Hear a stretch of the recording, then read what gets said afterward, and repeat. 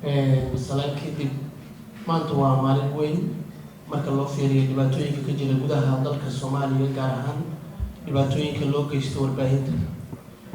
Xuskan sababta aan u weyneynay oo aan martida aadka u qiimaha badan aan u casbino waxay ahayd in la helo tacadiyada loo geysto wariyaasha in la isla xisaabtamo oo qofka dambi ka geysta wariyaasha in maxkamad la horgeeyo lana dhameeyo tacadiga loo geysto wariyaasha si ugu yaraan ay hoos ugu dhacdo khatarta faraha badan oo wariyaasha loo geysto.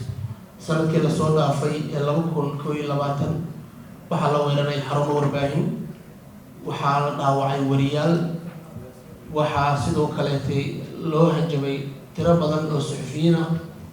dhammaan dadkaas oo dhan ma aysan helin cadaalad oo qof waliba marka la xiro ama xaruntiisa warbaahineed ama ha ahaato magaalada Muqdisho ama ha ahaato maamul goboleedyada ku dhawaad ilaa 11 kiis ayaa laga diiwaangeliyay sanadkii la soo dhaafay, taas oo aan wax maxkamad ah la horkeenin. waxaa ugu dambeysay sawir qaade ka tirsan bahda magaalada Muqdisho in dhaawac afka laga gaarsiiyay iyadoo taas ilaa hadda aan loo helin cadaalad rasmi ah, qofkii falkaas geystana aan maxkamad la soo istaajin.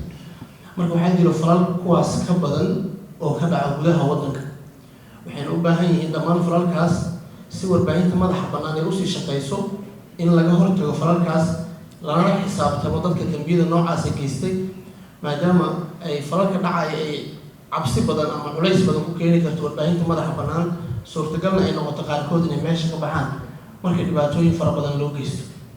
waxaa jira xarumo warbaahin oo la weeraray oo qalabkoodina la jebiyey, agaasimahooda la xiray, weli damiin lagu sii dayay. qofku intaas oo dulmi ah loo geystay ayaa weli damiin lagu sii dayay. marka haddana markii qofkii suxufiga ahaa ama dhibanaha ahaa oo cabashadaas muujiyo ilaa hadda ma jirto maxkamad inta la soo taagay cadaalad lagu mariyay bahdii kale ee warbaahinta ay barqaati ka ahaayeen oo ay ku qanceen waxa dhacay. marka weyneynta munaasabadan sababaha keenay waxay tahay inaan waxaas oo ururo ah ay isku bahaysteen in cadaalad loo raadiyo dadka bahda warbaahinta madaxa bannaan ka shaqeeya ee Soomaaliya ee dhibaatada noocaas la gaarsiinayo in loo helo dad dhibaatada ay geysteen loo ciqaabo. inay joogsataan rajaynayna laakiin inay joogsato muuqaalkeeda ma muuqda, laakiin ugu yaraan in la yareeyo.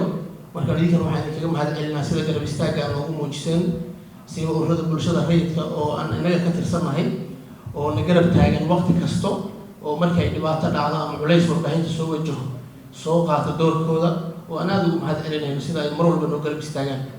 muddadii aan ka shaqeynayay howlaha u qareymidda warbaahinta oo tacadiyada aan la kulmayay iyo wariyaasha iyo agaasimayaasha iyo meelahaas, waxyaabihii aan goobjoog ka ahaa waxay ahayd tirada cadaaladda loo helay ilaa 2 qof.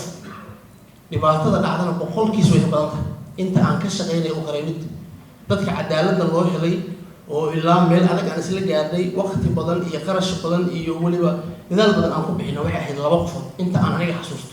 laga yaabay inta aan aniga u qareymidda aan bilaabin oo aniga la qareemi jiray inay jiraan cadaalad helay, laakiin inta aan aniga ka shaqeynayay kiis ka dhacay 100 way ka badan yihiin, laakiin dadka cadaalad helay oo loo qareemay oo ilaa heer cadaalad waxay ahayd 2 qof. marka kiiska dhacay iyo dadka cadaalad helay farqiga u dhaxeeyo aad wax aad u kala fog. marka waxaan rajaynaynaa insha Allah in dhammaanteen aan wada istaagno sida aan ilaalin lahayn xorriyadda hadalka, sida loo joojin lahaa tacadiyada warbaahinta loo geysto, si loo helo warbaahin madax bannaan oo ka shaqeyso guud ahaan dalka oo dhan.